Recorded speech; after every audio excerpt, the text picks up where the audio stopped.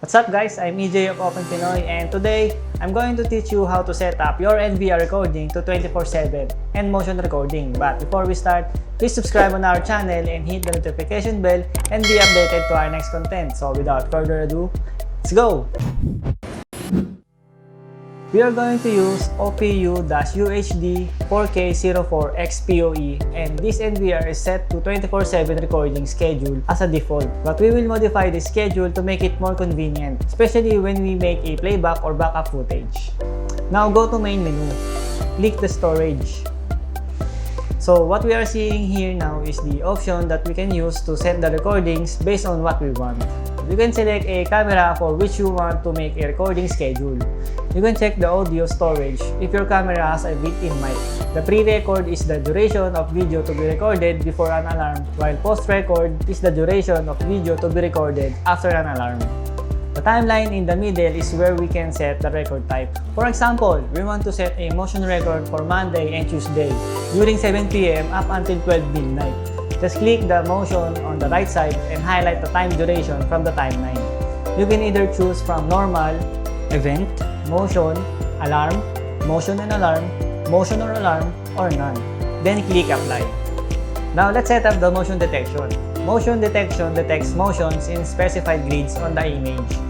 An icon appears in the upper right corner of the preview page when the alarm occurs. To set up the motion detection, just go to main menu. Then click alarm. Choose a camera that you want to set up the motion detection. You can set up motion detection on multiple cameras depending on how many cameras you have or how many you want to set. On the cam preview, we can see a grid lines. We can adjust the grid lines to specify which area we want to set the motion detection. Just click clear all to remove the current setup of the motion detection. Then redraw the grid on the area you want to add motion detection.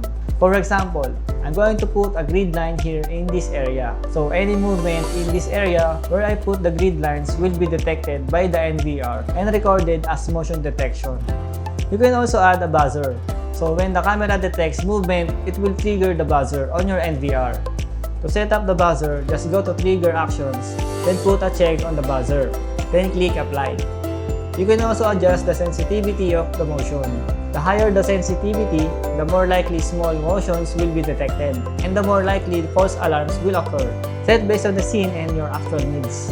When we make a backup footage, we can easily find the footage that recorded with motion detect. This is really a big help, especially if you want to back up the footage that detects a motion. Just go to backup, then select a date, then from recording type, click event. Then click motion from the event type and click search. Now we can easily back up the footage that recorded during motion detection. And that's it for today's video guys. I hope you learned something.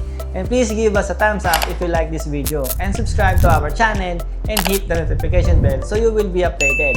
See ya!